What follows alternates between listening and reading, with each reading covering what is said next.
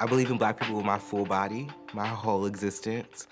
I'll be indebted to that work of Black liberation until this body is no longer here. I was in a younger girl's body and I was like, this is weird. We were having to come into these narratives about what girlhood looked like, especially for Black women. I've always been indoctrinated as a care provider. These things were attached to my body without my consent, and I didn't even know I could consent to it or not. My grandmother was a deep member of the church. And so I was raised going with her to Sunday school, and it was also a cultural thing.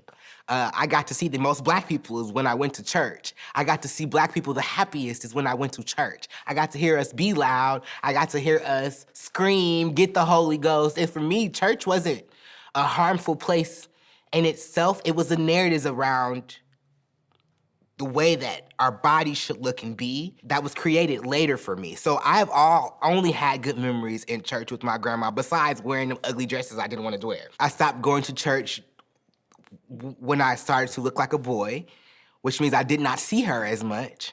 And I fully only really came back in her last years of life, where I don't even think she remembered my face as much, you know? So, but I did not feel like I could hold my grandmother and hold her religion.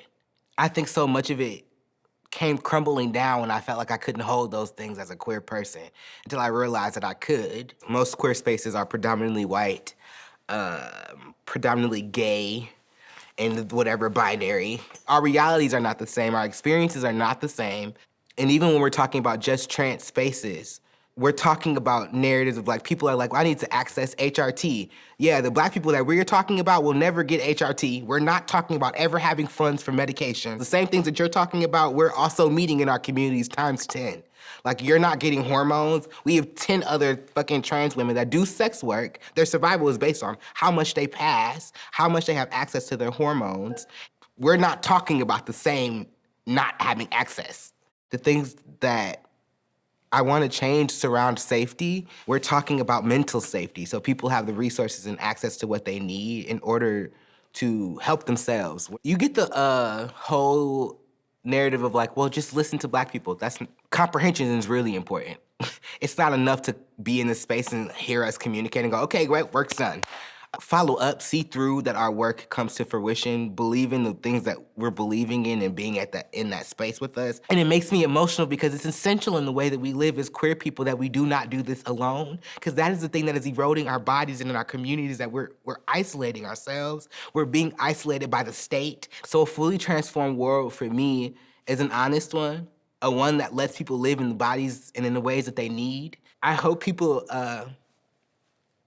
believe me when I say that I believed in this with my whole body, and I'll do it until I'm in the dirt. I'm in the dirt, and I've committed to that. I know what the consequences look like. I know what exhaustion looks like. I know what it could look like in 5 years. I'm committed to that because I believe, truly, that there is something different and we don't have to suffer like this. And if I can help create that, I will.